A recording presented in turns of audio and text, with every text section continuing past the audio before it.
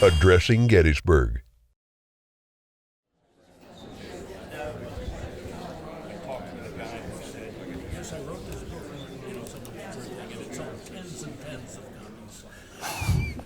Well, everyone got very quiet.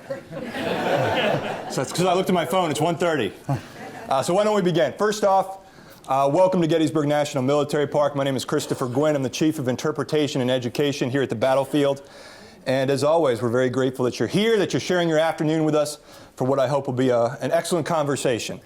Couple of announcements before we begin. As always, if you have a cell phone, please turn that to off or to silent or to vibrate or to stun, the mode of your choice. I will remind you that if you've missed a lecture, our good friends at Addressing Gettysburg have filmed virtually all of the programs that we've held this winter. You can find them on YouTube by looking for Addressing Gettysburg Winter Lectures, and the whole list is there. So whether you missed one or you want to rewatch, our thanks to Addressing Gettysburg and Matt Callery, who's over on the stage right there, for doing that for us.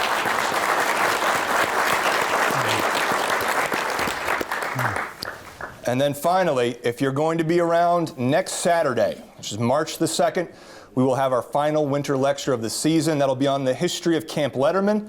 That will not be in this theater. That will be in the Ford Education Room, which is just around the building at the far corner. And as always, that's at 1:30, free of charge, so I hope to see you there.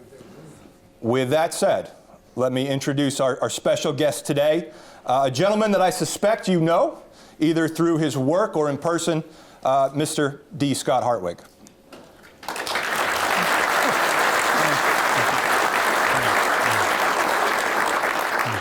Scott was a 30-year veteran of the National Park Service, and for 20 of those, he served here as supervisory park historian.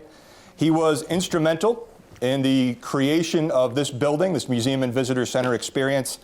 He guided and built the interpretive programming that occurred on the battlefield for a generation and left a huge mark. He worked closely with our partners, whether it's the Civil War Institute, the American Battlefield Trust, or of course our nonprofit partner in this building, the Gettysburg Foundation, which does tremendous work in helping us preserve, protect, and interpret the Gettysburg battlefield. He is the author of numerous books and articles on the American Civil War.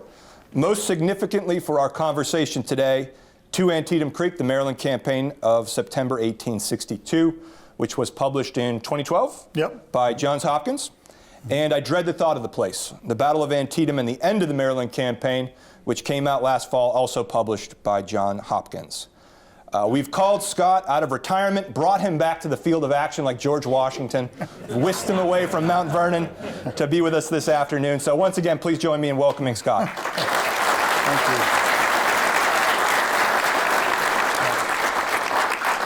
So our thought for the program was that rather than have a traditional lecture, we'd have a conversation with Scott. A conversation about obviously the Battle of Antietam and his book, his works, on the Maryland Campaign, but also on the craft of history. So how you create something like this, the process by which you research, by which you write, by which you delve into the past to create something as sweeping as To Antietam Creek and I Dread the Thought of the Place. I know where I want to end. I'm not quite sure how we're going to get there, and that's okay. I have questions that'll kick us off, but ultimately I'd like to turn it over to you all to continue the conversation. And once we're done, I'm going to whisk Scott away to the bookstore where he's graciously agreed to do a book signing. And so if you've not purchased either of his two books, our good friends, the Museum Bookstore, have it in stock. And I encourage you to pick it up if you haven't done so already. Scott, first off, thank you again for being here. It's a pleasure to be here. So these are sweeping books, as I mentioned. These are authoritative in terms of the Battle of Antietam and the Maryland Campaign. And nothing like this just comes about in and of itself. And so when you look at something, I mean, these two books are about 900 pages a pop. You don't create something like that without being really passionate about the subject matter. And so my first question to you is, I guess, where did that passion begin? So all of us here, we're here because at some point in our lives, we got interested in the past, or the American Civil War, the Battle of Gettysburg, or the Battle of Antietam. And so for you, where did that begin? I think anybody in here of my age, it's probably the same story for you. It was the centennial of the Civil War. So I was a little kid, Life magazine had all sorts of articles about Civil War battles. Disney did Johnny Shiloh, which I loved.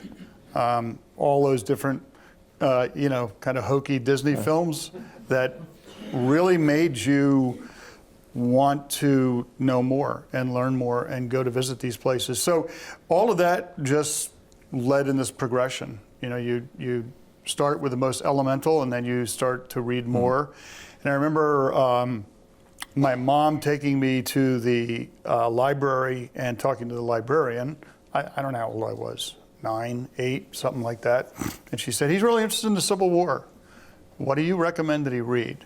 And he pulled out for me Up Came Hill, which is about A.P. Hill, and The General to His Lady, which was the letters of Dorsey Pender to his wife.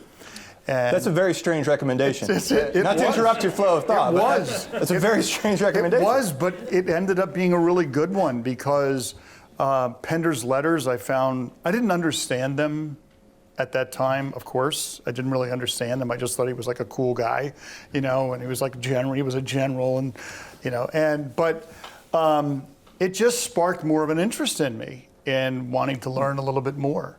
And of course, for the Battle of Antietam, where did my interest in Antietam come from? I would say that it came from Mr. Lincoln's Army by Bruce Catton.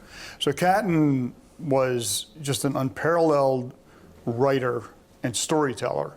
And I know a lot of people criticize that, his research, even though his research editor or the person who did his research for him was my professor at University of Wyoming, that was E.B. Long. And E.B. Long, I still never met anybody who knew as much about all facets of the Civil War as E.B. Long did. I mean, his knowledge was unbelievable about the war.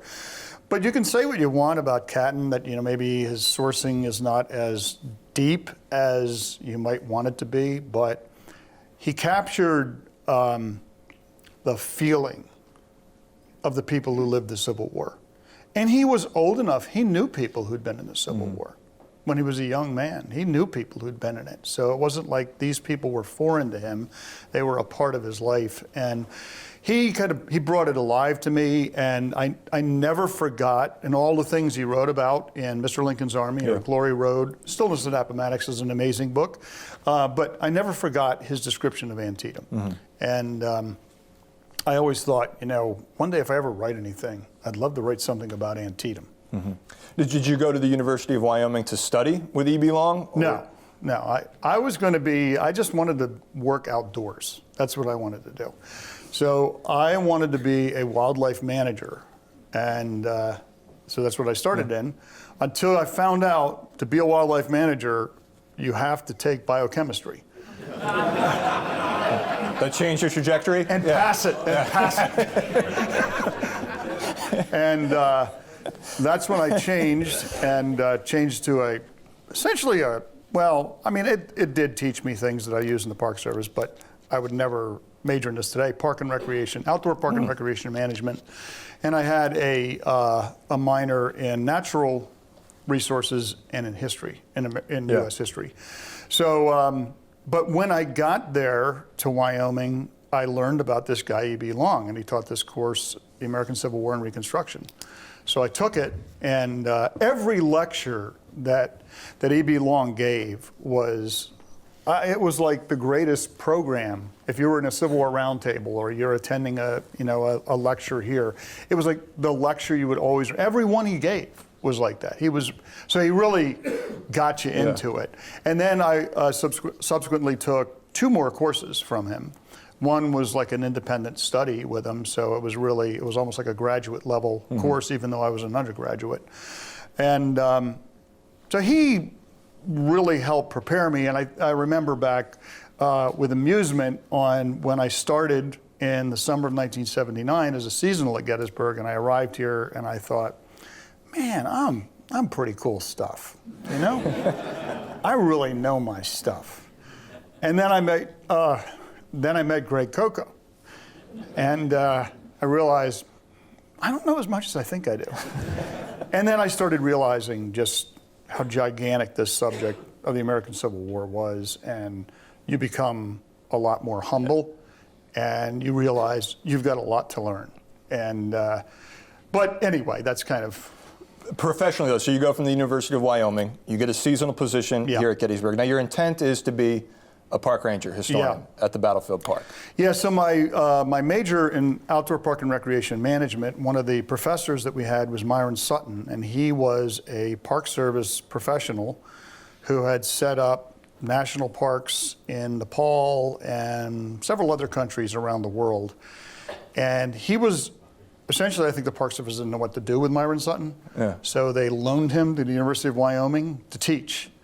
And I took 2 courses from him, and what I learned from him is that I wanted to work for the National Park Service, and I wanted to do history. Yeah. And so that perked my interest that, okay, I can marry up what I love about history with my major in outdoor park and recreation management, and also my desire to want to work outdoors. Yeah. And you know, one other thing that I would add here, you know, we live in an era today where everybody gets down on people who work in the government. But I grew up in an era in which, you know, you wanted to do more than just go out and make money. And, you know, I always just tried to live that. I think thinking about some of the folks that we have here today, the younger folks, I see that in them, though, too. I think that still exists. Yeah. What I think is different, though, is you went right from the University of Wyoming to Gettysburg, and then you became a permanent ranger at Gettysburg, and then the supervisory historian at Gettysburg, which, in terms of Park Service career trajectories, that's not normal. No. Usually, you know, they send you off to the dry Tortugas or the gates of the Arctic National Park, and you have to struggle. That's relatively rare, though. Yeah, no, I was very, very lucky. I mean, within a year, well, the year I arrived here, Mamie Eisenhower passed away. Okay. As superintendent of the park at that time, John Ertz, he really wanted to open the Eisenhower Historic Site as quickly as he could. And so they opened it in 1980. I got hired to be a park ranger at Eisenhower National Historic Site. Uh-huh. And then within a year, I was able to transfer back to the battlefield. And it was really unusual for me to be able to spend my career at Gettysburg. But in some ways, I felt like I worked at the same place, but it was like I had all these different jobs that I did. So I was a park ranger, then I was a supervisory ranger of the Cyclorama Center, where my daily task was to sprint up the ramp of the cyclorama to fix the broken cyclorama program. I stayed in really good shape doing that. And then from there became the supervisory historian, because the interpretive division assumed responsibility for the Park Research Library. And then we started work after 2001 on the planning for this building. So we did all of that. So there were all these different epochs that I went through, and then we started planning for the 150th anniversary of the battle. And you know, after we did the 150th, I was like, you know, I've done it. I'm good. Time to ride off in the sunset? Yeah, I'm going to ride off. So I think we established you as kind of a Gettysburg guy, and I think most of the public, at least previously, knew you as someone associated with Gettysburg, be it through your programming or your writing, or they saw you on C-SPAN or PCN or what have you. How does Antietam come about? So when do you decide, I'm going to write the definitive history of the Antietam campaign? I was at the information desk in the Cyclorama building with Greg Coco and Paul Shevchek, and we were sitting there like we often did if there was no visitors around, talking about, you know, Civil War battles and campaigns that nobody had really written extensively about. And we were carrying on, and at that time period, there was only 2 books about the Battle of Antietam. The Antietam and Fredericksburg by Francis Palfrey, who was in the 20th Massachusetts and was wounded in the battle. And that book was published, I think, in 1887, 1889, somewhere around then. And Jim Murfin, A Gleam of Bayonets, which was published, I think, in 1962. Stephen Sears' book, this was about the time when we're having this conversation, Sears' book was going to come out in 1983. And I remember we're having this conversation, and I said, you know, one battle that really isn't covered very well is the Battle of Antietam. I'm going to write about it. not realizing at all what I was talking about. Just really stupidly thinking that I could just like churn out a book here. But that is really kind of where it started. And then I starting to research Antietam from that point. And it was also, I mean, the thing about Antietam is that Antietam was not Gettysburg. You know, you just couldn't, I was very interested in the Civil War, but I was also interested in the Civil War, not just Gettysburg. So I wanted to do something that was outside of Gettysburg. I mean, I worked Gettysburg all the time, so you don't want to do that in your evenings, you know, come home and then get back into Gettysburg. Yeah. You kind of Cleanse the palate. maybe go insane eventually if you're doing that. So you have this idea, you're going to write the history of the Battle of Antietam. You dedicate yourself to begin researching. So with something as huge as the Battle of Antietam, how do you even begin to delve into that research process? So where did you start first? What was your first kind of step to begin the book? Well, the first thing you do with any subject is you have to read some general studies about it. So you read Jim Murfin, you'd read Francis Palfrey, you'd read Stephen Sears when he came out. You do have to be a little bit careful about reading too many secondary historians because they can shape how you think. So the next step that you want to do is you want to start reading official records of the event. So you start reading things like Lee's after-action report, McClellan's after-action reports. He wrote 2 of them. And then subordinate officers of them. You start to read reminiscences, battles and leaders of the Civil War, and you start to work your way down, and eventually you're going to work your way down into primary source material, which is unpublished, because that is the for a historian, that's the mother lode, that's the vein, that's the main vein.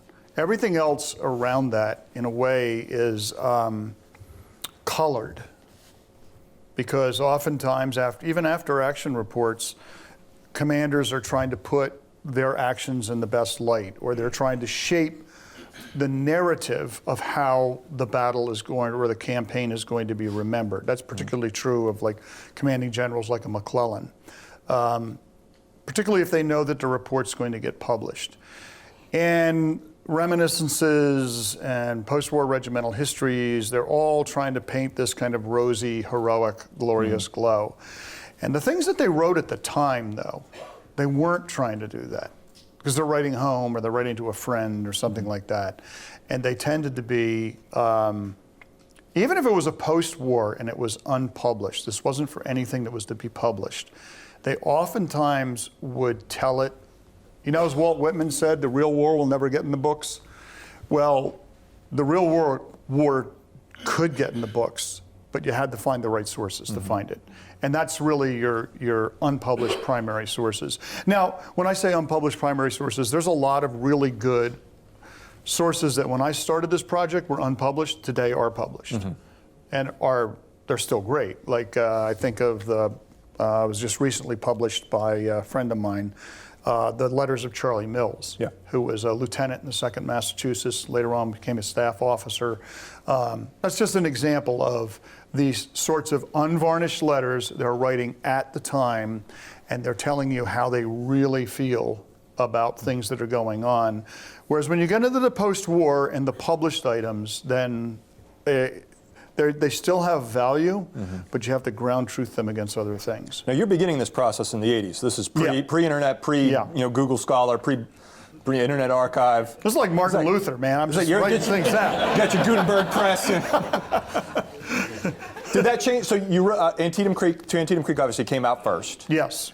And then the follow-up came out obviously last year.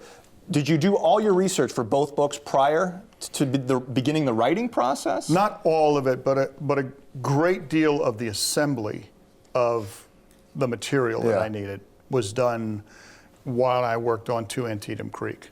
Because obviously, and there were times that I would curse myself because, let's say I found some great account of the Battle of South Mountain, but the soldier was also at the Battle of Antietam, and I stupidly only photocopied the South Mountain part. And then I'd be working on Antietam. I'm like, oh yeah, I got that. And I'd pull it out and I was like, oh God, I didn't have it. I didn't have these. So, I mean, you make some mistakes like that in the process of it. But I did, there was a considerable amount of extra research that I did for I Dread the Thought of the Place. And the other thing was, I had the advantage of when I was working on both of these, particularly to Antietam Creek, that was kind of a golden era of Civil War history. Mm-hmm. There were so many great things that were published at that time period, and there were so many people out there researching this and sharing their research that there was a lot of material that wasn't available to Stephen Sears, wasn't available to Jim Murfin, definitely wasn't available to Francis Palfrey. Yeah. So I was going to touch on that a little bit. So as you're beginning this research process, did you come across something that just really surprised you? Well, when we talk about I Dread the Thought of the Place, well, before I get to that, let me talk one thing about To Antietam Creek. And this kind of surprised me, is when I started the book, it was like, you know what, everybody has to psychoanalyze and dwell upon George McClellan. I'm not going to do that. I'm going to tell the military story. That's what I'm going to tell, the military story of the Maryland campaign. And so I started to work on it. And actually, initially, when I first worked on this, I wrote everything by hand. And then eventually I got this. You kind of were like Martin Luther. I was absolutely, man. I am a dinosaur. Got your quill. And then I got a K-Pro computer, and I thought it was like a space age. Anyway, the stuff I wrote was crap. I mean, it was just crap. And but the other thing I learned is that it was kind of like George McClellan reached through the mists of time and grabbed a hold of me and said, friend, you cannot understand the Maryland campaign. You cannot understand the Civil War in 1862 if you don't understand me. And he was right. Yeah. So I went back and I did a whole lot of reading and studying about George McClellan up to the eve of the Maryland campaign. And that's the whole first chapter into Antietam Creek. So there were a lot of surprises in there. And one of the things I tried to do is that, you know, everybody, when you work on things like this, you all have your heroes and your villains. But the thing that you have to do as a historian is you have to set that aside. And when you're writing, because you need to be objective and honest to the people who lived. And you have to tell their story as honestly and as fairly as you possibly can.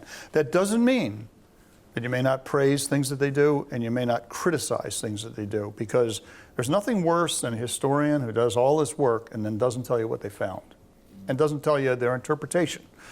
So I have definite opinions about George McClellan and what sort of general he was, and you'll find that in the first chapter of To Antietam Creek, and you'll find it in the last chapter of I Dread the Thought of the Place. Because in a lot of ways, to me, this was one big story here. And the story began with McClellan and it had to end with McClellan. So it ends with McClellan being removed from command of the Army in November of 1862. And I felt that kind of put that whole thing to rest. But anyway, learning about McClellan, I mean, there were a lot of interesting surprises to me about him. But as far as things that surprised me, and I Dread the Thought of the Place, I don't know that I would say these things surprised me, but they were things that I didn't know were necessarily true. One was, at the Sunken Lane, I found one soldier, a Union soldier, who said that he saw white flags along the Sunken Lane from Confederate soldiers. And when I read that, I was like, oh, that didn't happen. There's no evidence. I've never seen any evidence that soldiers ever did that. And the way these guys fought, they fought fanatically. No way anybody was trying to surrender. And then I found another, and another, and another, and another, and another. And these weren't post-war. These were written at the time.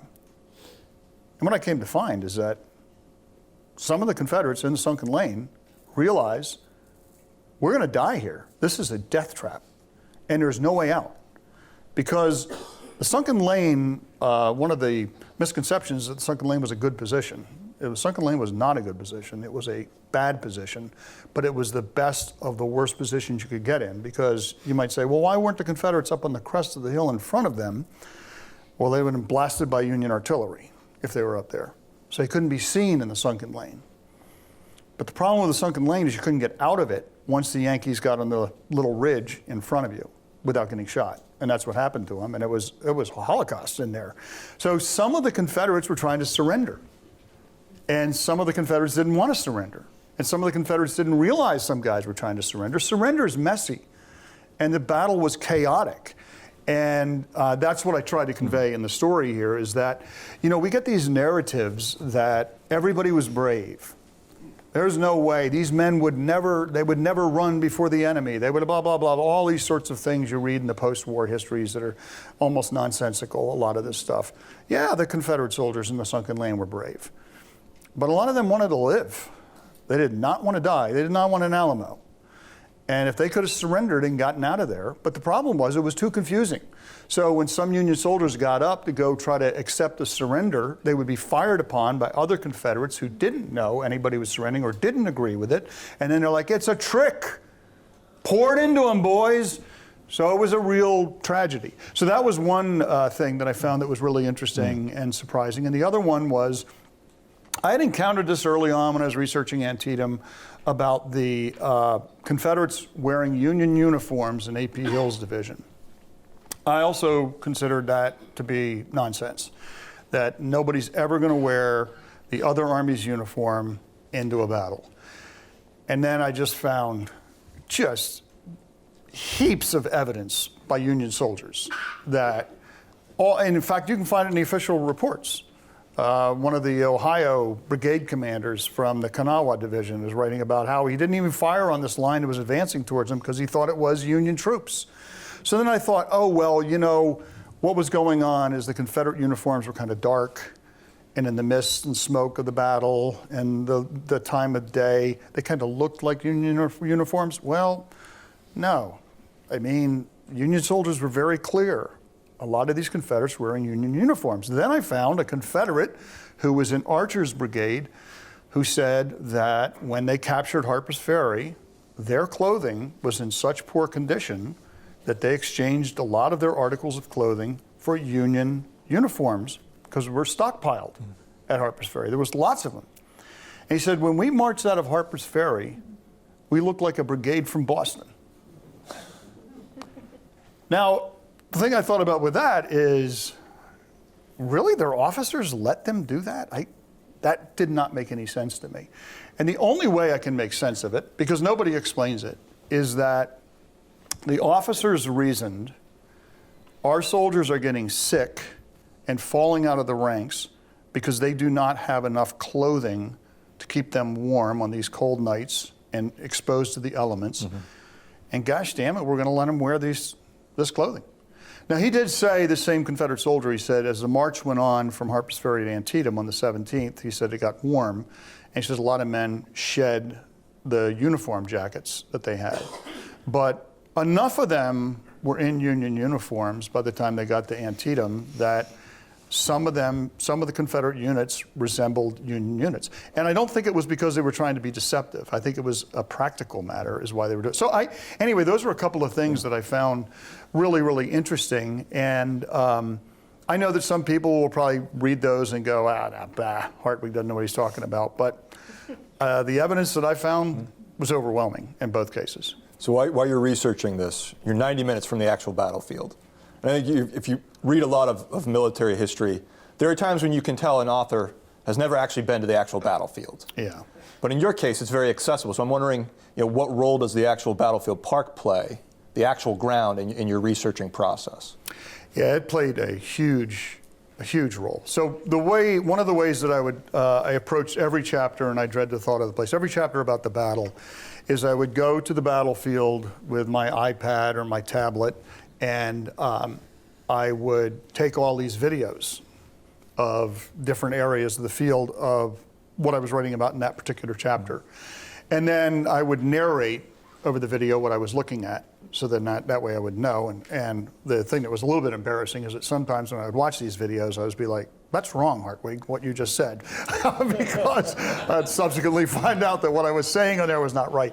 Anyway, that was just invaluable to me, because you'd be writing and some soldier would be talking about thus and such. And you know, even if you've been there and spent some time there and you come back from there, you can't always remember some of the nuances on the ground. Well, when you had the video, you play the video and you look at it, oh, yeah, right, that's right. It brought these things back to mind. So, and you also see little things like, oh, at this point, you couldn't be seen by anybody. The artillery couldn't see you, or the enemy infantry couldn't see you, or like if you do the Sunken Lane Trail, you really get a feeling, it's one of the trails they have down at the battlefield, you really understand how the soldiers of William French's division, when they were approaching the Sunken Lane, until they were right on top of the Confederates, didn't know they were there. They couldn't see them. They knew they were getting close, but they couldn't see them. And you can understand why Rufus Dawes would write on the morning of the 17th when Gibbon's brigade is advancing out of the North Woods. I know we all imagine these battles in the Civil War, because we've watched North and South and Blue and Gray and Glory and all these movies, and they show all the soldiers standing in the open, all standing up, everybody standing, and they're firing at each other. And that is not the way these battles looked at all. So if you were a skirmisher in the 6th Wisconsin, when you left the North Woods, you couldn't see a single Confederate soldier. There were guns firing all over the place, artillery fire. You could see smoke rising from where Confederate batteries were. And then you saw smoke rising from where Confederate skirmishers were shooting at you, but you couldn't see the skirmisher because he was concealed. You couldn't see any of their main line of troops because they were concealed, because they used the nature of the terrain, which is also very important when you're trying to study the battlefield, and the crops that are growing there. So the orchards, the cornfields, the corn stands 7 to 8 feet tall, the buildings, all of these things help conceal soldiers. They don't want to get shot, these guys in the Civil War. So they don't fight like you think they do, because our thinking on how they fight is shaped by the movies that we see. When did you know you'd researched enough? We all meet people who are working on books or doing research, and you tend to accumulate just stacks and stacks of stuff. Yeah. And with something like Antietam, I imagine you just go on forever. Yeah. You just research forever. Yeah. You're going to another archive, you're looking at another book, you're pulling another newspaper. Did you have to stop yourself and say, Scott, I have done enough. I've done enough research. Time to write now. You do have to stop yourself, because you'll never write anything if you don't. I mean, when I worked here at the park, I met legions of people who were going to write this book or that book. And I'm not going to say research is easy, because research isn't easy. Research is very time consuming. It can be really hard.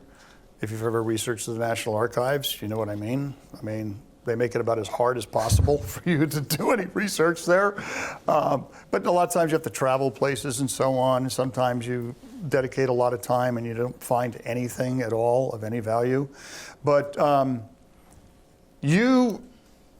to me, I knew when I'd reached the point that I had enough to write this chapter. I can tell the story. Yes, you might always find something else. But when you get to, like, I'm going to find another enlisted man, he might have a really quotable line in a letter that he wrote. That would be really cool to put in there. But generally, the enlisted man and even the line officer isn't going to tell you something you don't already know if you've already done your due diligence. The only thing you're going to find out there that might reshape your interpretation is maybe a staff officer, if he wrote something that sheds light on an incident or a decision or whatever that isn't really well documented. But it's hard for some people to know that point. I mean, I never really had a problem, because I love to write. It was so much fun to me to you sit down and you look at a blank screen on your computer, kind of a blank sheet of paper, and then you start to write. And you start to fill it in. And then the story starts to come alive. And to me, that's what the research is about, is to do that. that's what you do the research for, is to tell the story. So you know when you've got enough to tell the story completely. And this is a practical question. So you're using Microsoft Word. Yeah. How are you synthesizing all this stuff? So what's your process? Are you just plugging it directly into that Word document? How are you doing that?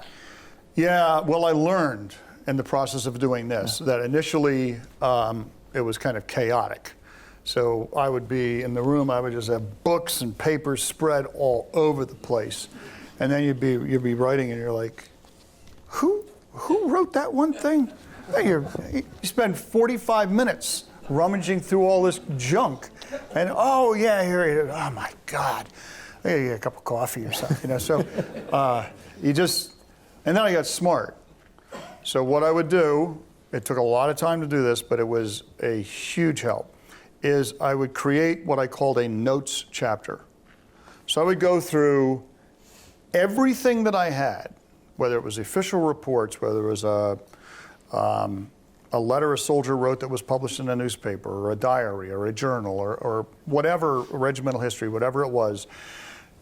Everything that I had that, let's say we're talking about the chapter called Into the Corn, which follows the first Union units that go through the cornfield.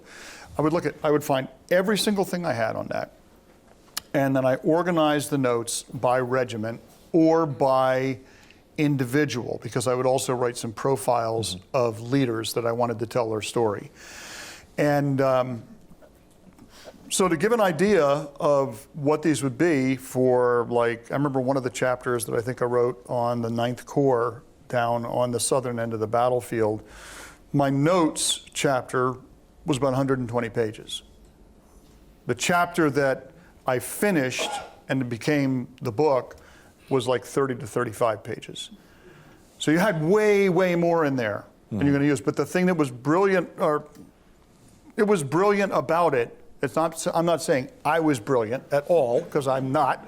But what's brilliant about it is that you had everything in one place on your screen, organized by unit, and you'd already typed it all in. So when you had something you wanted to quote, you just blocked it out, put it in the document.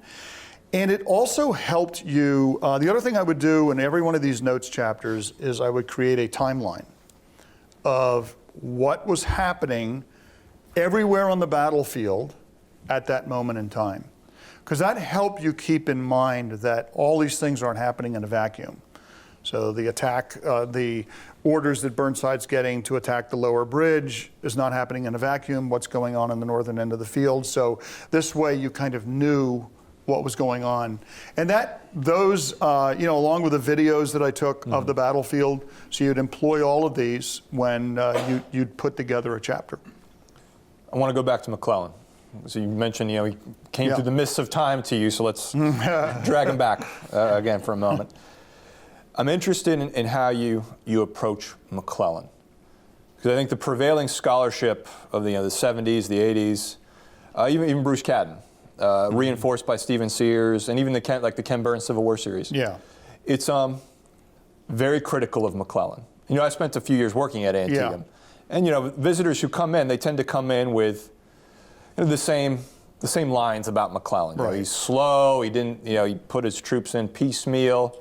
And I think recently there's been a bit of, I won't call them McClellan apologists, but certainly among, I think, the Ranger staff at Antietam, there's a much kinder interpretation to McClellan. That I think maybe sometimes goes overboard, but I'm interested in, so you got this guy McClellan that you can't ignore. How do you approach him, and what did you ultimately find about McClellan?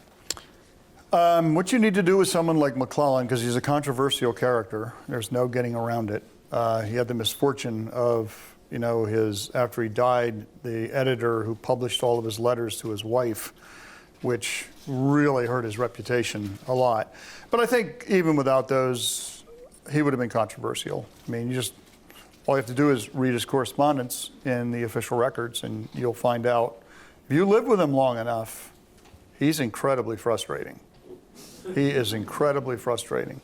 I can fully understand why Lincoln and others had a lot of problems with him. But again, going back to what I was talking about, you need to be fair and you need to be objective and you need to be honest to these people that McClellan had strengths and McClellan had weaknesses. So your job as a historian is to make sure the reader understands both of them. That he's not a fool. He was a very, very bright guy. But the worst thing you can do is to say, my purpose of my book is going to be to redeem George McClellan's reputation. Well, folks, you're writing a legal brief. That's not history. That's not your job. Or to degrade this person's reputation. Your job is to research and interpret what you've researched, and you have to make some conclusions about it. But there were several things that I learned, particularly in writing that first chapter here, is that he was consistently surprised by the enemy. He consistently overestimated the enemy's numbers. And this was a man who had been a railroad executive before the war. He should have known the rail capacity. He should have known the ability of what the South could mobilize, the manpower they could mobilize. He did not seem to understand that at all. Neither did his best buddy in the Army, John Porter. The two of them were birds of a feather and always overestimating enemy strength. He surrendered the initiative to the enemy repeatedly. He doesn't do that in the Maryland campaign, though. So you have to give him credit for that. One of the things I try to give him credit for, and I dread the thought of the place, is that, and I know a lot of people don't believe this about him, but I'm telling you it's true. He believed he was outnumbered at the Battle of Antietam. Now we all go, oh, that's nonsense. I mean, look at the numbers, 40,000 Confederates, 87,000 Union. Well, they didn't know those numbers. He did believe he was outnumbered. He thought the Confederates had over 100,000 men, and he was taking a great risk in fighting an offensive battle. And when you understand that, you begin to understand why McClellan fights the Battle of Antietam the way he does. But what I try to get at the last chapter, when he gets removed from command, is to help the reader understand why Lincoln chose then to relieve him. Now, it was political because the election of the fall of 1862 was over. And even though the Republicans got pounded, they didn't get pounded as badly as Lincoln thought they might. And he was free now to remove the darling of the Democrats, which was George McClellan. But he also gave McClellan, another one of the things that I found with McClellan that was really interesting and with Lincoln is that one of the narratives that's evolved in recent times is that Lincoln really just wanted to get rid of McClellan. I'm like, that's interesting. Why would he put this guy in command after the disaster at Manassas? Why wouldn't he have just picked somebody else if he really was that adamant that he didn't want McClellan back in command? And then once the Battle of Antietam is over, you've invested all this in this general. You're going to get rid of him now? He just delivered the victory that enabled you to issue the Emancipation Proclamation. So what I found with Lincoln was that he went above and beyond the call of duty as a president to protect McClellan and to help McClellan. He was trying to keep McClellan if he possibly could. But he reached the point where, he'd made a decision in his mind when McClellan moved into Northern Virginia, if the Army of Northern Virginia got between McClellan and Richmond, he was going to relieve McClellan. And that's exactly what happened. McClellan didn't make any blunders. He didn't his advance wasn't, bungled. His advance was just typically very cautious and slow of George McClellan. And what I think Lincoln saw in him was that this man is never going to win the war. And we have to move on from him. He also is a bit of a dinosaur in the way that he views the war. He's viewing the war in a way that he wants a limited war. And that's never going to win this war. So Lincoln realized I have to move on from him. And so McClellan is he's one of these people that somebody might say that I'm a little bit more down on McClellan than up on McClellan. I think I'm objective about McClellan. That's what I try to be. That's what I want to be. I want to point out what he did well, and I also want to point out what he didn't do well and the mistakes that he made, because I think that's being honest to McClellan and his memory. And, you know, like I said before, you're not writing a legal brief, you're writing history here. Mm-hmm. I want to switch from McClellan to Lee. And one of the things that I always struggled with is why does Lee decide to fight at Antietam? And E.P. Alexander, and I'm going to paraphrase this, but he would later say that the decision to fight at Antietam was, quote, the greatest military blunder that General Lee ever made. So I guess my question to you is what does Lee have to gain by fighting at Antietam? He's got the Potomac River to his back. You know, what did he hope to achieve with that battle? Lee thinks he has a lot to gain by fighting the battle. So Lee, you know, I think we go overboard sometimes with Lee about he's this reckless gambler. Lee is a gambler. He is a risk taker, but he is a calculated risk taker. So he'll play for big odds in the poker game, but he knows that if he's playing for big odds, he wants a big reward from playing for the big odds. So when Lee goes into Maryland, he's playing for high stakes. It's just like when he came into Pennsylvania in 1863. He's playing for very high stakes. He's not coming up here to feed his army. He's coming up here for a paradigm shift in the war. And that's what Lee is trying to do, and that's why I think Lee not accepts battle. When you think about this, who forced the Battle of Antietam? Not McClellan. Lee did. Lee had time to withdraw his army over the Potomac River and not fight a battle. And as critics like E.P. Alexander, who's, you know, a really good critic, I think. So great accounts that E.P. Alexander wrote, his personal memoirs and then his published history, military memoirs of a Confederate. But Lee would, I think, and he never told us, he never wrote down, this is why I decided to fight. So we have to extrapolate it. And my extrapolation, maybe Lee says, no, it's not true, but I think it is. So Lee, why does Lee go into Maryland? Well, he goes into Maryland because what he's trying to do is win Confederate independence. How are they going to do that? They're not going to do it by conquering the North. They're never going to conquer the North. Lee knows that. That's an unrealistic objective. So then how do you win? How do you win? How did North Vietnam win in Vietnam? Did they conquer the United States of America? No, never. They probably lost every battle they fought against the United States. Their strategy, like the strategy that Lee was trying to employ, was to damage the morale of the northern people, the voter. That's the white male population living in the North. They're the voting public. But also, you're trying to damage the morale of the female population because they're going to influence the male voter in the household and how they might vote. So what you're trying to do, what Lee said he wanted to win was heavy victories. And what he meant by that was, I want to fight battles that do a lot of damage to the enemy and we don't take that much damage. And what that's going to do is erode the will of the northern people to execute this war. Keep in mind, no one had ever conquered, except maybe Genghis Khan, a territory as big as the American South. Nobody. So what Lee sees is what's on my side is we have a lot of territory. They have to concentrate. They have to conquer us. We don't have to conquer them. We simply have to wear them out.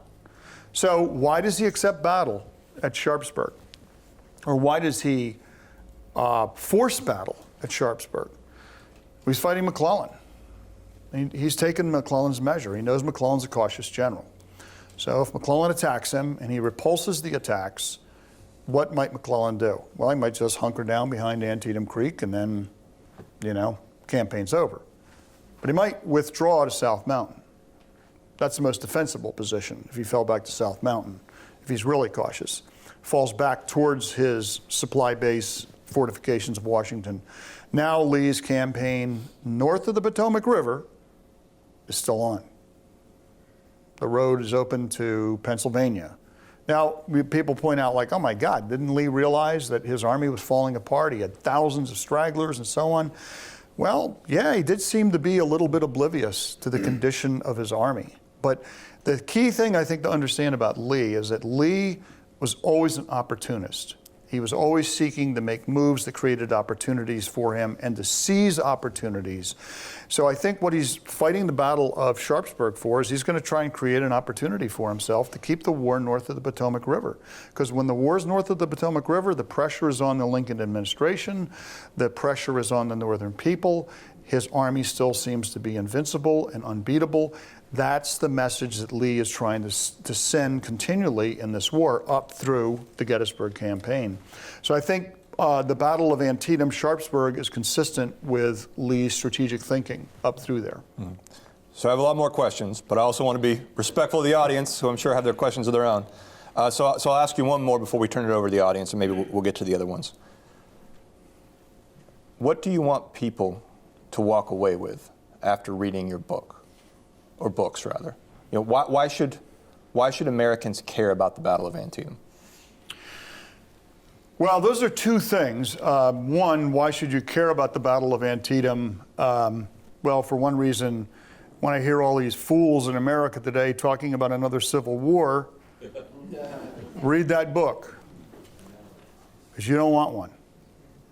None of those men who went through that battle, that's why the title of the book. They did not want that again. That was enough. So if there's one thing that I hope you learn is that, you know, this was not a football game. This was a really horrific event.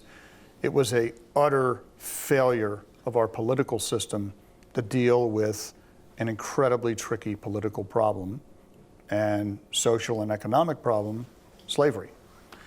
You know, the thing I'd say that I want people to take away from the book is this is ultimately a human story, I'm trying to tell a story of people. I don't care if you remember that the 6th Wisconsin was in front of the 2nd Wisconsin and the 19th Indiana was behind them and the 7th Wisconsin were, I don't care if you remember that.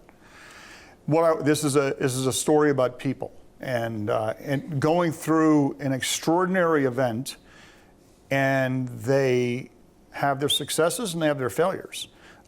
Because there's a lot of stories I tell throughout the book, deliberately, of people who fail. People who just simply cannot face this horrific thing called battle. And then those who do, and do their duty. But I also want people to remember that there's a price paid for those who do their duty and keep at it and go into Fredericksburg and go into Gettysburg. And if they survive those battles, it takes a toll on people, things like this. So and it's also, you know, I always tell people, I'm like, you know, the battle chapters are really interesting, but make sure you read the whole book, because the whole book tells a whole story. And a battle is more than everybody shooting each other. That's part of a battle. But if you're a soldier who's wounded, another part of the battle is how you get treatment, how you recover from your wounds. Another part of the battle is, you know, how somebody living at the roulette farm copes with the aftermath of the battle and the literal destruction of their entire farm. Or somebody who's at home and their husband's been killed, and the only thing they have from them is a lock of hair that one of the guys in his unit sent to them. And so these are all part of the battle. So that I try to tell the whole story. That's one of the things I wanted to do with this book, is not just it's not just a battle book. It's the story of a battle. And in some ways, like one of the things we tried to do in the museum here is, we thought it was really important when we were deciding on the galleries that we have a gallery on the campaign of Gettysburg, because typically we don't pay any attention to the campaign. We want to get right into the battle. But for soldiers who participated in it, the campaign was a really, really big thing, because that was all the maneuver and the hardships and everything that they went through. And so we added that campaign gallery to make sure that people understood that full story. So that's what I tried to do with the book here. Folks, join me in thanking Scott Hartwig.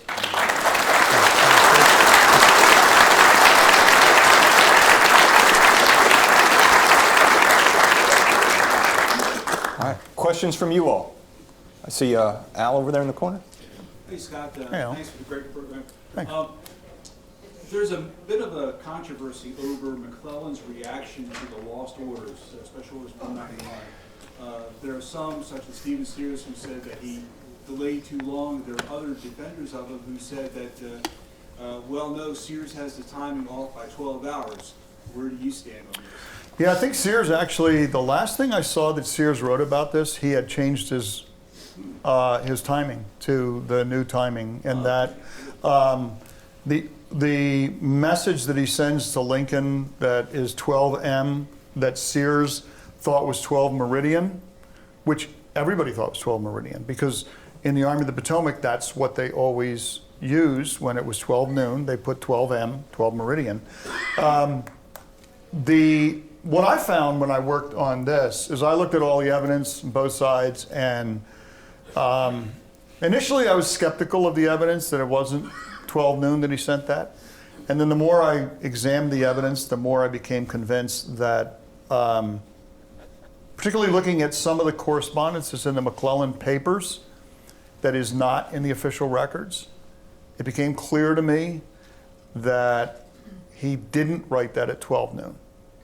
That I forget what time it was that he received the orders, but when he received the orders, he was at Burnside's headquarters. Because another thing people don't realize is that the command of the Army of the Potomac had just ridden into Frederick the day he received Special Orders number 191. I'm presuming everybody knows what that is, so I shouldn't. Special Orders number 191 was the operational orders that Robert E. Lee drafted for all of his commanders in the operation to capture Harper's Ferry. And somebody, in one of the weirdest stories in the Civil War, wrapped the orders around 3 cigars and put them in a manila envelope and then dropped them somehow in the camps of General D.H. Hill. And D.H. Hill claims he never saw the orders. The staff work in the Army of Northern Virginia was atrociously bad. So the other thing about this is that nobody at Army of the Potomac headquarters ever paid note that they never received. You're supposed to get a receipt back from the commander who received the order. That way you know the order was delivered. Nobody noticed that they never got a receipt from D.H. Hill.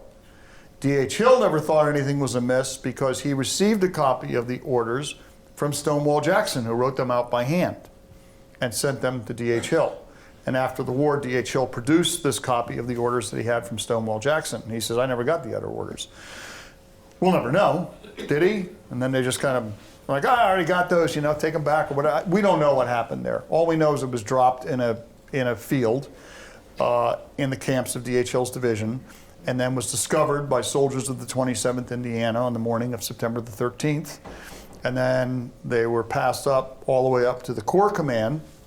And the Corps was commanded by General Alpheus Williams at that time. And as fate would have it, it was a small world. It was Robert S. Chilton was Lee's chief of staff, who had signed Special Orders 191. And Robert Chilton, before the war, had been the paymaster at the U.S. Army post in Detroit, Michigan. And one of the staff officers for Alpheus Williams had been a teller at the bank that Chilton had done all the official banking for the Army. So he knew Chilton's signature really, really well. He's like, that's Chilton's signature right there. So this order's genuine. So then eventually they take it up to McClellan. So the way I put this to visitors, I say, okay, you're McClellan, you just received Special Orders number 191. So what you're going to do right now is you're going to order your entire army to march through the night and attack the Confederates, right? You all going to do that? You sure that he followed that order? You sure it's not some sort of a ruse? Don't you think maybe you might want to ground truth the order? Well, that's exactly what McClellan did. So at 3 p.m., he sends a message off to his cavalry commander, Alfred Pleasanton. He asks Pleasanton, he sends him some pertinent sections of the orders, and he says, see if the Confederates followed this order of march. It's apparent to me, but there's no evidence to this, that he also had his chief sleuth, Alan Pinkerton, working his way in Frederick, trying to find out what he could from any sources in Frederick as to the order of march of the Confederates. Did they follow this order of march? So you're trying to confirm whether they used this order or they didn't use this order, because there were some things that in intelligence reports Lee was receiving, like there were Confederates at Hagerstown. That's not in Special Orders number 191. That was an adaptation that Lee made to it when he started the movement on September the 10th. He decided to move part of his army up to Hagerstown, which was not in Special Orders 191. Anyway, by late afternoon, McClellan was convinced that the orders were genuine, and at 6 p.m. he writes his first operational orders to 6th Corps Commander William B. Franklin. And then you can look at the timing of all the orders that he sends out as he goes through the evening. The orders are going out to the other corps commanders, Hooker, Sumner, Burnside, etc., as to when they're supposed to move their men. Also, one of the things McClellan gets really raked over the coals over is he doesn't order any troops to march over South Mountain on September the 13th. That is not true. He sent 3 divisions of the 9th Corps, which had 4 divisions. He sent 3 divisions over Catoctin Mountain into the Middletown Valley. So he did move some troops over the mountains in front of Frederick. But anyway, so once he's finished all his operational orders to everybody, then he has time now to write to the Army General-in-Chief, Henry Halleck. Tells Halleck, and then he writes to the president. So the timing of everything, and also we imagine that he sent this message by telegraph from Frederick. It actually had to go down to Point of Rocks, and then the people at Point of Rocks actually transmitted the message to DC. So the timing of the message, that it was sent actually at midnight, not at noon, the evidence to me was there to support that. So that's kind of where I came down on it. Yeah. Guy over there. What is your opinion of Lee's performance as a commander at Antietam? I think that there were many times that McClellan had him dead to rights during that battle, but for some reason Lee just kept being able to get the right people in at the right time to keep from turning that battle into a disaster. So I think McClellan wasted so many opportunities. Yeah, that's a really good question. Lee, it was a masterful performance by Lee. I mean, it really was. It was a masterful performance. He, this the other night I was talking to the Hagerstown Civil War Roundtable, and I was talking about Joe Hooker, who I think amongst like corps commanders was the best general on the Antietam battlefield. And one of the things that Hooker did really, really well, that Lee also did really, really well, is they, what I say, saw the battlefield. And what I mean by that is not, you can't see some things with your own eyes. You sense it, you feel it. You sense weakness, you sense danger, where to move troops. And the only way you do that is you have to really keep your finger on the pulse of the battle. And Hooker did that so well on the north end of the battlefield. But Lee did it really, really well for the Confederates. He had a good sense. He also had a lot of people who were helping him, who were sending him requests for help.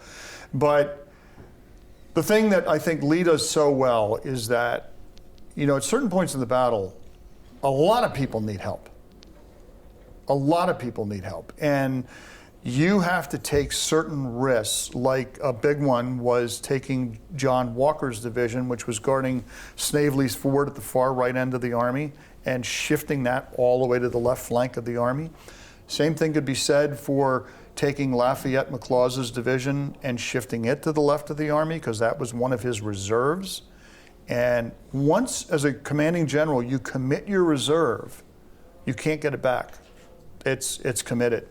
So Lee, his commitment of his reserves is masterful in the battle. It really is. I mean, it's just masterful. And I think a lot of it has to do with that Lee realizes it's going to be a desperate battle. It is a desperate battle, and he keeps his finger on the pulse of the battle. James Longstreet, he said after the war, he said, every major movement of troops at Antietam, save for the attack of John Bell Hood's division, was ordered by Lee. So, I mean, yeah, I think Lee does exceptionally well in the battle. The battle can't ever be extricated from the Emancipation Proclamation coming later. Given everything you've studied about the battle, and then obviously the soldiers on the field have no idea the Emancipation Proclamation is coming, but Lincoln issues the preliminary proclamation shortly after. Everything you've studied about the battle, what do you see as the impact of sort of the combination of the battle that they think is more or less a victory to allow Lincoln to issue this Emancipation Proclamation? Those two things sort of went hand in hand. What do you see as the overall impact? Can everybody hear the question? Okay. The question is about how did the soldiers, particularly the soldiers in the Union Army, and the population in general, view the Battle of Antietam and in combination with the Emancipation Proclamation, the preliminary Emancipation Proclamation. Generally, if you're looking at the time, the way they viewed it, because attitudes are going to change over the coming months, because the moment that it's coming out, the way people thought about it is divided by what political party you belong to. So one of the big myths of the Emancipation Proclamation, and when I worked here at Gettysburg, I heard it all the time from various Rangers who are like, the Army was completely opposed to the Emancipation Proclamation. They didn't believe in it. And I'm like, I don't believe that's true. If you're a Republican, you supported it. If you're a Democrat, you probably didn't support it. The conservatives didn't like it. The progressives, the Republicans did like it. But there were people on both sides that, there were a lot of Democrats who were like, I don't like it, but as long as the rebels are in arms, I'm fighting. And, so that's kind of how they fell out at the time. I think the Emancipation Proclamation and the Battle of Antietam are one of those things that it's going to take months or years for people to really start to completely understand their importance. And so what I try and say in the book here is that the Battle of Antietam is a drawn battle. By the end of the battle, the Confederate Army is still essentially in the position that they were in at the beginning of the battle, and the Union Army is essentially in the position they were in. The Confederates have been hurt really bad. So the Confederate Army lost 27% of their effective strength. The Union Army lost 22%. That's not the percentage you want if you're the defending army. The defending army should always lose less percentage than the attacking army. So that tells you the Union Army fought really, really well at Antietam. But anyway, so the battle is tactically a drawn battle. Operationally, so we're talking about the theater, the Maryland, Northern Virginia theater, it's a Union victory. McClellan achieves his objective, and that is to remove the Confederate Army from north of the Potomac River to back into Virginia. He achieves that objective. That's an operational victory. What makes Antietam a strategic victory is the Emancipation Proclamation. But you're not going to understand that for months to come. And it's a strategic victory because, one, in one fell swoop, Lincoln pretty much guarantees that Europe is never going to recognize the Confederacy. They're not going to intervene in the war. That's strategic. When you take them out, they're off the table. They're not going to support, a slaveholding republic. And then the second part of it also has to do with slavery. Slaves in the areas the Emancipation Proclamation applies to are going to try and get away to the Union Army as soon as they hear the Union Army is getting close. So the enslaved labor force of the South is their labor force. So they got to protect it. So you're going to have to keep some of your manpower back in order to protect your enslaved labor source. That's strategic as well for Lincoln. So it was, to me, yes, you can look at the Emancipation Proclamation and you can say it was the right thing to do, morally right thing to do. But it was also, to me, a brilliant strategic move on Lincoln's part. So that makes Antietam a strategic victory. And some of the soldiers who fought the battle never understood that. George McClellan never understood it. He never understood that. He just temperamentally as his political views went, he couldn't understand it.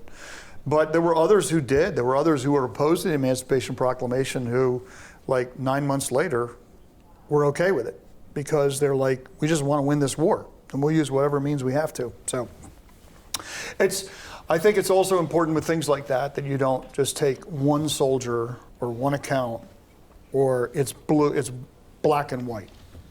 It's not always black and white. A lot of times there's gray area in there. You had a question right there. I did. You know, when you look in the bookstore, you see thousands of titles, and when you refer back to the original topic, the craft of writing your histories, how did you come up with that title? And how many titles did you have in your head before you settled on that one? I didn't have any other titles. Once I started to think of a title, I had read Rufus Dawes's service with the 6th Wisconsin Volunteers years before. It was always one of my top 10 favorite Civil War memoirs because Dawes was a very honest individual. And he also included in his book letters that he wrote to his girlfriend, Mary Gates, who he married. And I remember when I read the letter that he wrote June 18th, 1863 during the Gettysburg campaign. When I read this letter, I was like, that's the title of the book, because that captures the way so many people thought about this battle. And what it was is they had just completed this long march. Everybody was really tired. They were going into bivouac. And Dawes saw one of these newspaper guys running around, because they did that every day. They were delivering papers, and he got a paper from him, and he picks the paper up, and he's looking at the paper, and the paper says, "Another battle at Antietam on Tapas." And, that really bothered Dawes. And then he writes, "I hope not. The flower of our regiment was slaughtered in that terrible cornfield. I never want to fight there again. I dread the thought of the place." And when I read that, I was like, that's your title right there, because that captures it. And it's something that's written by someone who lived it. So that's how I came up with the title. You have time for one more, Scott. Okay. Yeah. Could you comment on the day after the battle, Lee's refusal to withdraw and McClellan's refusal to resume the attack? Yeah, that's a very good question. I'll try and encapsulate it as quickly as I can, because it's actually kind of a big question. So the narrative is McClellan's a timid coward. Lee is the resourceful, audacious commander who, shows his superiority over McClellan, and that's why he stays on September 18th. And the reality was, if you were George McClellan, remember what I said, he believes he's outnumbered in the battle. Now, his army fought really well. He knows his army fought well. But one of the keys to his success has been the firepower of the 20-pound Parrott rifles, which is on the east bank of Antietam Creek. They are out of ammunition. So they are trying to express rush through a load of ammunition to the Army for the 20-pound Parrott rifles, as they fired the entire day. So they fired all their ammo in the limber chests and the caissons, and then they fired through all their ammo that was in the artillery trains. So that's one thing that's a big deal for McClellan. He wants to have that extra firepower in there. He also, since he thinks he's outnumbered, he wants the maximum number of troops that he can have, and he has one infantry division that has not yet reached the field, and that is Andrew Humphrey's division, which is all brand new regiments, but it's 6,000 men. So they're hurrying Humphreys to the field. And so but there is a part of McClellan who I think is hesitant to renew the battle until he's got a sure thing. So he doesn't really want to renew the battle on the 18th. He's hoping that Lee's going to do something, which Lee does, which is he withdraws during the night of the 18th. So why does Lee stay there at Antietam? Is it because he's audacious? I think it's because he's pragmatic. So if you so what I tried to do is put myself in Lee's shoes. So the battle is over. You've taken 10,000 casualties. You have thousands of wounded at hospitals behind your lines. You have some wounded that still haven't been transported to the hospitals. You have limited transportation to move your wounded. You have thousands and thousands of stragglers behind your army that are just wandering around. separated from their units and not in a hurry to get back to their units. So you got to get those stragglers back because you don't want to lose them. And then how are you going to get all your wounded? Because you're going to have to retreat because your army's beat up. And even though you've driven a lot of stragglers up from the marches up from Harper's Ferry, a lot of those stragglers have been rejoined with their units. Lee probably received up to 4,000 reinforcements during the night of September 17th of stragglers who were driven up to their units in the army, which makes up some of his losses. But he gives orders to his subordinate commanders to resist if attacked, but not to precipitate any fighting. So don't fire upon them unless they fire upon you. So he does not want to fight on September 18th at all. What he's trying to do is you have to organize your transportation that you have, figure out what wounded are at what hospitals, and the surgeons have to determine what wounded are capable of transportation or of ambulatory movement. You have to get them moving, those are ambulatory, to Bottler's Ford. You have to find the transportation and move it to the hospitals that exist. The surgeons also have to determine those medical supplies and surgeons who are going to stay behind with the 2 seriously wounded to be moved. You got to do it all in one day. You have one day to do it. And you also have to collect as many of your stragglers as you can. So the reason I think that Lee, that's what I argue in here, that Lee stays on September 18th is completely pragmatic. He stays there so that he can start getting his wounded moved out and lose as few of them as possible and to gather his stragglers up. And then once he knows that he only has a limited amount of time because McClellan inevitably is going to attack him again and he wants to get out before he gets attacked. So I think that's what happens on September 18th. It's why McClellan doesn't attack Lee and why Lee doesn't try to precipitate any fighting, and then also Lee withdraws during the night of the 18th. Yeah. Folks, I will remind you, Scott will be signing books in the bookstore right after this. But one last time, let's thank Scott Hartwig.